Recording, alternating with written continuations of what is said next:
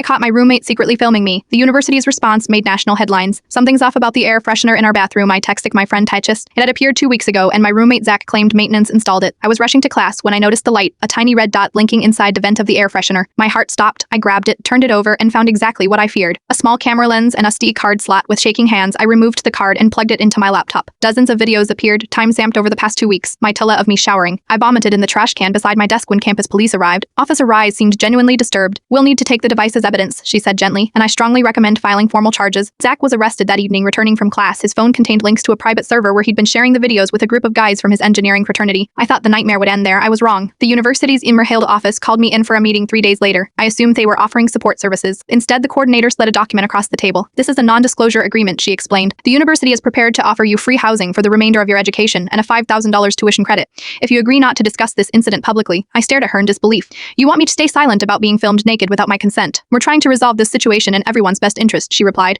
This incident could damage our housing department's reputation if it becomes public. I left without signing anything and called my older cousin, a journalist at the city newspaper. 2 days later, the story broke. University attempts to silence victim of dorm room voyeurism. What happened next was a blur. National news picked up the story. Other students came forward, 3 women from previous years with similar experiences who had signed NDAs. The university president issued a public apology. The LARPer Volkor Ada resigned. 6 months later, I testified before the state legislature in support of a bill making it illegal for public universities to offer NDAs in sexual misconduct cases. It passed unanimously. Zach was sentenced to 18 months. The fraternity was disbanded after investigators found 5 years' worth of similar videos shared among members. Yesterday, I received an email from a freshman I've never met. I chose this university because of how they handled your case. Thank you for not staying silent. Sometimes the hardest part isn't experiencing trauma, it's refusing to let powerful institutions bury it. Your voice might be the only thing standing between predators and their next victims. I lost my privacy and my sense of safety, and nearly a semester of classes to anxiety and panic attacks. But I found something I never knew I had, the power to change a broken system that protects predators instead of students.